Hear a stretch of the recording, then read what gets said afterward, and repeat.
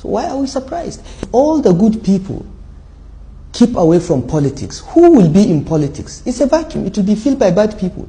If all the good people go abroad or join the private sector, who is going to be in government?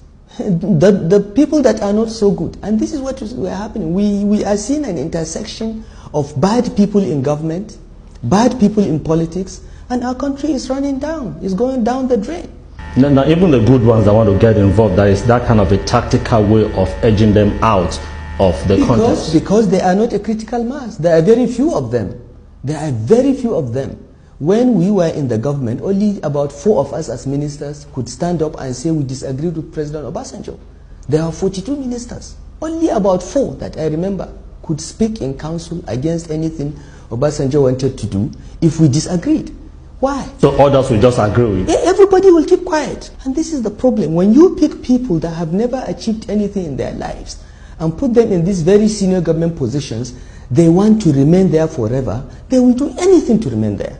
They would not tell the president the truth. They would not look at the governor and tell him the truth, which is their job as advisors. Because a minister is an advisor to the president. In that case, is it the fault of the people or the fault of the man who plays them? Because no, it is a bit of both. Okay, it is the fault of the elites, in my opinion. I won't say the people. In every society, the elites, those that are privileged with education, money, or influence, are the ones that ought to sit down and set the tone for the structure of that society. Okay? If our elites have chosen not to go into politics and set that tone, as I said, there is a vacuum, the bad ones will take over. We've seen that in Nigeria. So there is that. It is also true that the leader that picks those around him is culpable, because you are responsible for those you select. Okay? You are constrained to some extent, because our constitution, for instance, says that the president must appoint a minister from each state. But it doesn't say that you should appoint a criminal from the state. It says that you should look for the best possible person and appoint him to be minister. So there are constraints, but still I believe that in this country we have so much talent that if we are really looking for square pegs to put in square holes, we will find them. And there is I think it has to do with the sincerity of the person in charge.